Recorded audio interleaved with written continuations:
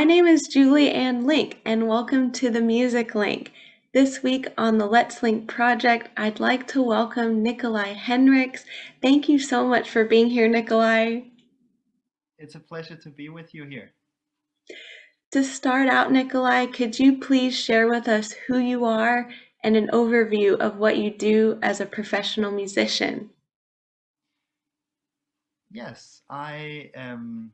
Yeah, my name is Nikolaj Henriques, and I am principal bassoon of the City of Birmingham Symphony Orchestra, uh, where I also teach at the Royal Birmingham Conservatory. Originally, I am from Denmark, where I had my upbringing. Also, went to Germany to study, and a little here and there. Uh, but at the moment, I'm here in Birmingham. It would be wonderful to hear how you were introduced to music and the bassoon in Denmark.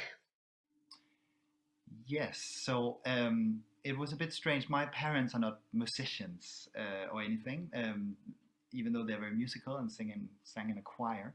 But I was when I was 6 years old or even younger. I was looking at this. We have um, this boys' guard in Denmark, marching band, I think you call it, where I saw for some reason the clarinets, and I said to my parents when I was very young, oh, I wanna do that. I want to play the clarinet, and they didn't know at all why I said that.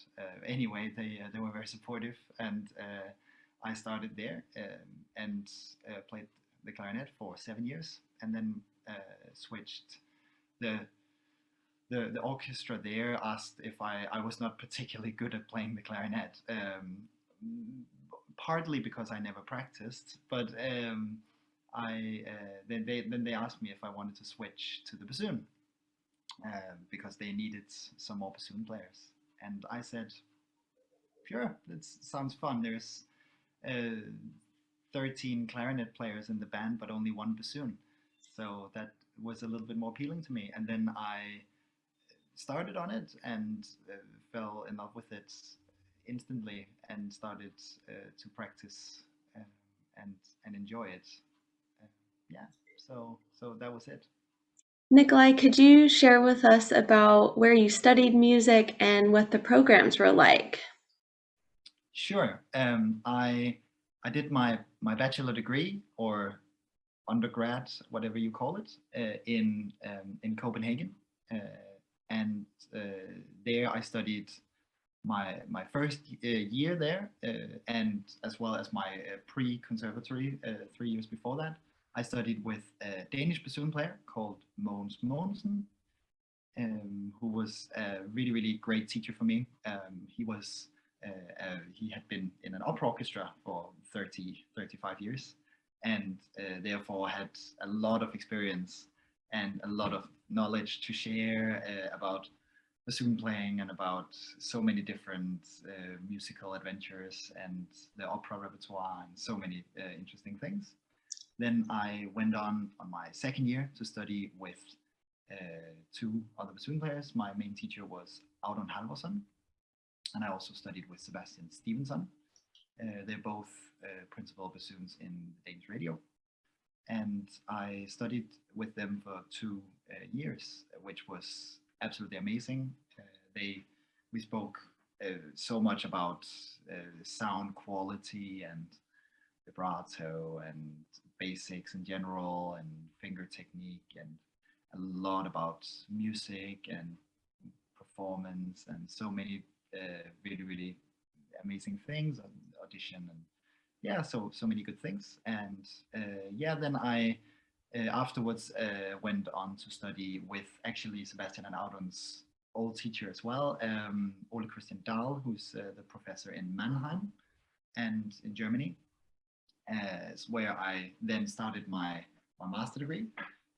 And my time there was very important in my playing. It was since I was already on the direction in that kind of style of playing, then it was just kind of building on top of what I already knew, but a lot of new things as well. And yeah, really, really, really good for my for my bassoon playing. And then after I had spent half a year there, I got offered a contract with the Danish Radio Symphony Orchestra as second bassoon, where I then spent 3 years playing with my two old teachers, which was kind of again then building on top of all the things we had worked on, because then they could also really show me a lot about how to play in an orchestra and really guide me and help me there. So I did 3 years there, which was amazing. And then I moved. I got my job here in Birmingham as principal bassoon, and that's kind of the rough story of my education. Also had lessons with a lot of other amazing teachers on my way. Really, I mean, and still really big inspirations for me was obviously, as everyone knows, probably Sergio Ottolini. I had masterclass with, which was life changing, and Joost Bostek from London Symphony Orchestra was great teacher for me as well, and yeah, so many people on the way. So yeah, yeah, that's kind of my way.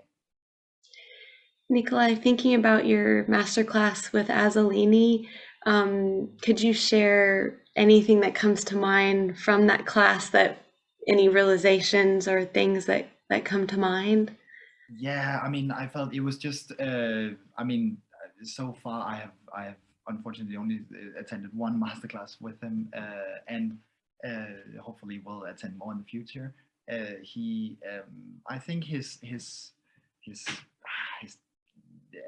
way of making everything super important was so unique. He makes you feel that if this note is exactly in the right context and with the right, everyone plays at the same and exactly the same uh, energy and the same perfect intonation and perfect music, perfect everything sound, and then it's just so important.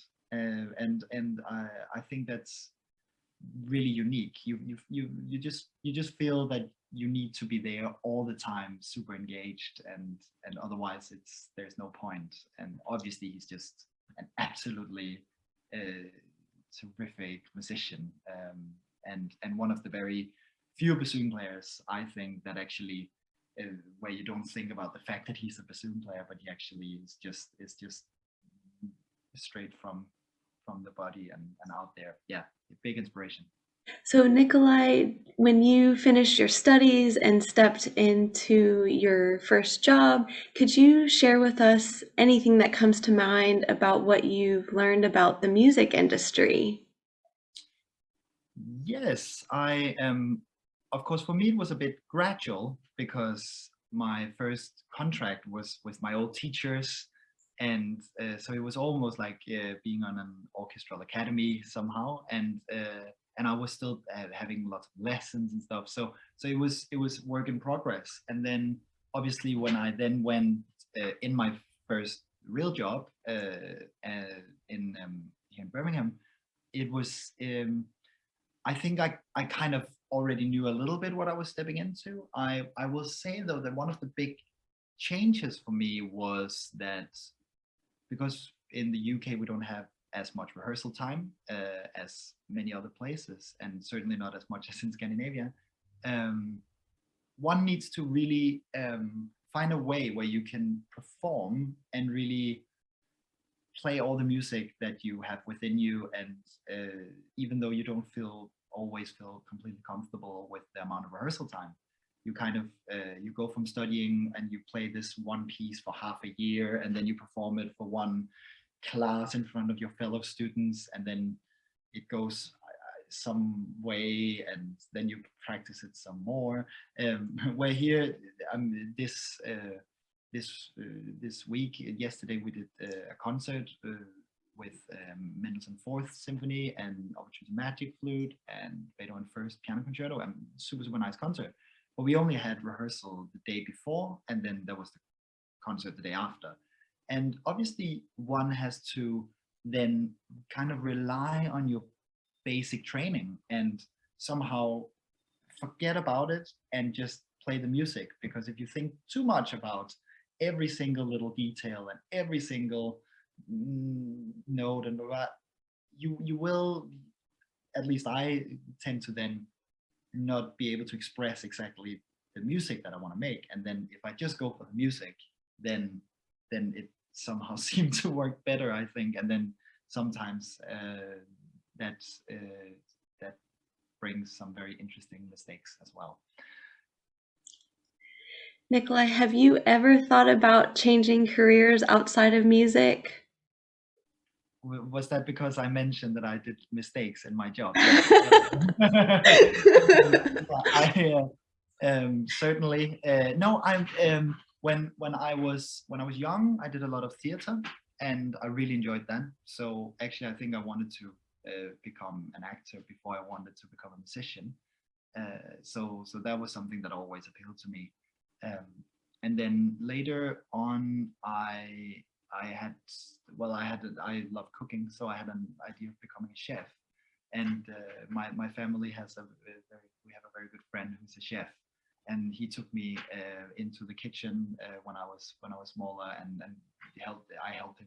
Well, I didn't help him. He taught me how to cook a bit, and doing service and stuff. And I thought it was amazing.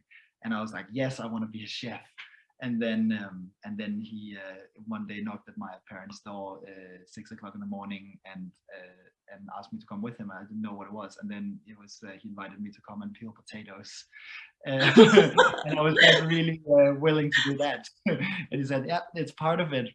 So then that kind of that dream did not really become true. But no, I still love cooking. So I haven't given up on that. Do you have a favorite dish, Nikolaj, that you like to make and share? It should not be a recipe show, I think. No. Okay. I cook. I never use recipes, so I just cook from kind of whatever. Difficult. I love French food. Love Italian. Nice. Could you share with us a bit about your teaching career, Nikolaj? Yes. So I started teaching at the conservatory here in Birmingham around 3 years ago, and we have a class there of we have been between 7 and 10 students in the class, and we are 2 people sharing the class, and that is wonderful. So with my students, I as I usually say to them, the thing is that the only way I can really approach it is kind of how I was taught.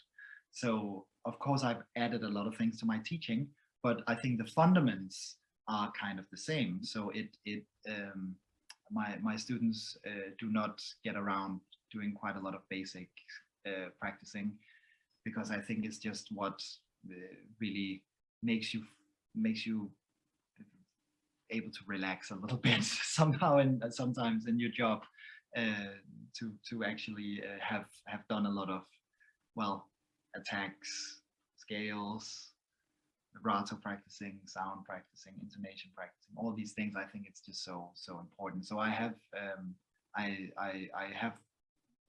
go from Ole Christian has done a book called Drills. So I use a lot of those exercises, and I have then added some, and some I do in a different way. And I like to then customize quite a lot for each student to say which basic package they could do at the moment, and then we make a little plan. We usually make a plan for 2 weeks and say, okay, these are the basics for the next 2 weeks.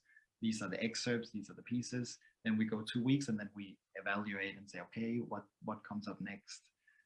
So it's not too static, but it kind of have the same elements, kind of switching around. So that's basically how we do it. And then I really try to incorporate a lot of things. So the basics has to have it's kind of one thing, and then another thing is just the music that I really want to.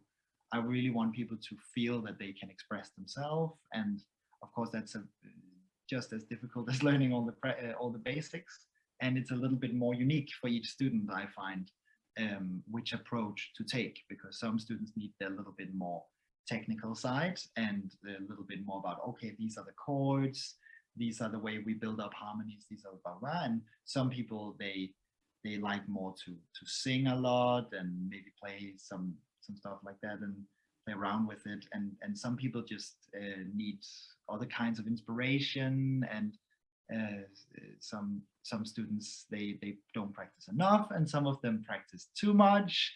And yeah, so it's very, very unique. I would say that I try as best as I can to tackle each individual, and then kind of make a plan around what their ambitions are. I don't want to put my ambitions down on them. It should be the other way. And then to make a safe environment and experiment and see where we go. So that's generally how I try to teach my own students. Yeah. It would be wonderful to hear more about your chamber music playing, Nikolaj. It's been a joy watching your videos on YouTube. Could you share a bit about your different groups that you're playing with? I don't have a particular chamber group at the moment. I used to play a lot of woodwind quintet with some very good friends in Copenhagen. But since we're now spread all over the world, we don't really find time to meet. No, but a lot of the chamber music I do at the moment, I do with my dear colleagues of CBSO. We are very fortunate to have a chamber music series, which is called the Center Stage, and we can schedule different chamber music performances. And one that I'm looking really much forward to is in January. We have a performance where we'll do or a lot of Poulenc. So we'll start with the Poulenc duo, then we do the trio, and then we do the sextet. So I'll be hoping for my lips to survive that concert. No, so these opportunities we luckily get, and it's always a joy to make music with people you know so well. But I do find that chamber music is so much about it's so much the same as playing in the orchestra in a way. It's okay, then we have a little moment, and then we listen down here, and then it's all about this. It's just kind of big chamber music with the orchestra, ideally. Not always, but ideally. Could you share a bit about your reed making style and any techniques? Yeah, I mean, I am not a reed expert at all, and I will say though that I do believe that it's important to not get kind of course, good material to play on is very important, but I do find a lot of people caring so much about the reeds that they kind of leave everything else behind and then just focus on the reeds. So I remember very clearly a lesson I went to. I was before I had a professional gig and was doing some things, and I really wanted to do well. And so I went to my teacher, to Ole, and I brought the things we were doing, Scheherazade and pictures and an exhibition, and I wanted to do really well. So I came to him, I said, "Oh, I'm so sorry, and I have prepared really well, but I don't have any good reeds. So I'm really nervous, and what should I do? It's in a few days."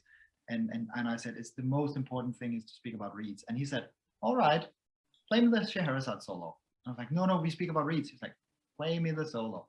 And I played, and we worked on it, and we worked on air and different things and phrasing, blah, blah. And then after an hour, I had completely forgot about the reeds. And then he said, so what was this reed problem you had?"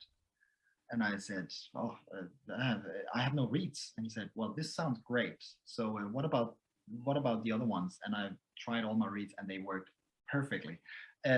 So that was actually not a problem. It was just because I had forgotten to blow through the material. and have kind of let the reed control instead of putting myself in control. So I think that's the most important towards reeds, that we always, yeah, try to be on top of the material instead of letting the material be on top of us.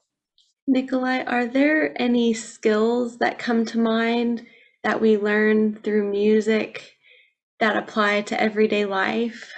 I mean, I would what just comes to mind is just being open-minded and communicative. I think it's the most important thing. I think the music industry is in many ways a really beautiful and many ways terrible. We've got it all, but one of the things that I see as a very beautiful thing is that we share this music, and we can kind of, well, usually we say communicate with this kind of language and stuff. And I think this is important, that we just all that we don't see the person for whatever they are, but we try to communicate with them, and we stay open-minded to whatever they bring, because that's very important.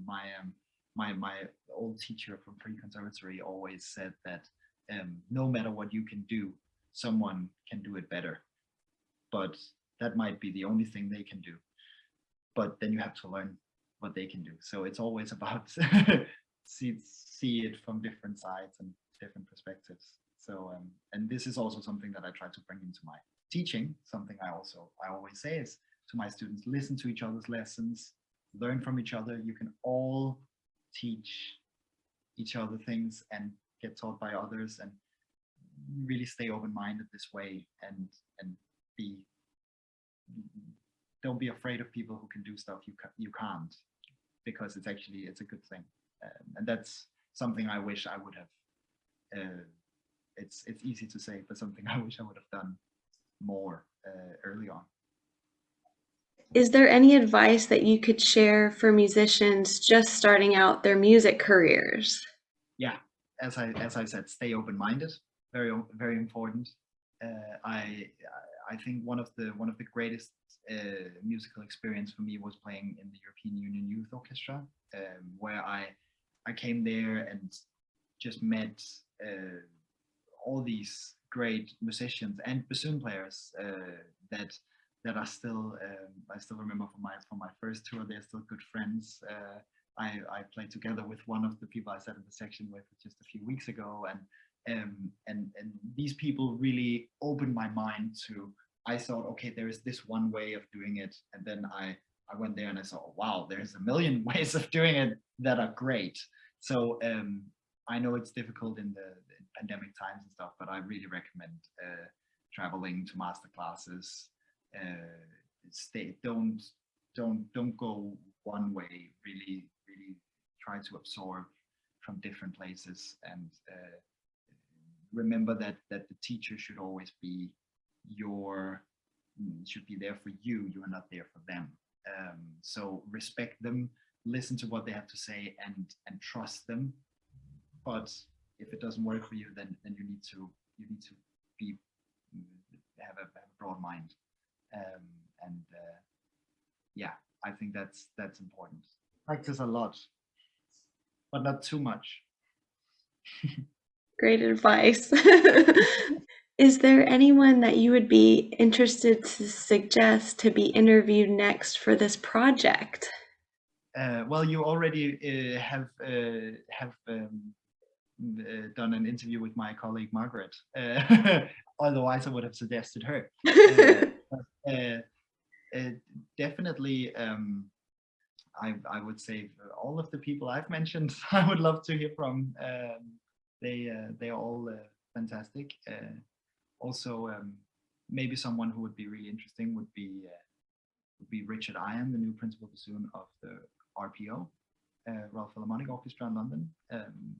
He was actually the guy I mentioned I played in the European Union Youth Orchestra with, and we're still great friends and good colleagues. So someone like that.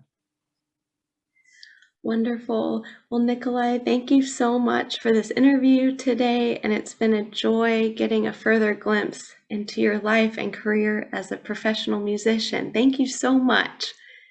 thank you very much for having me. And I, of course, invite everyone to contact me if they have any questions or want to get in touch. Hope to be very approachable. That's the goal.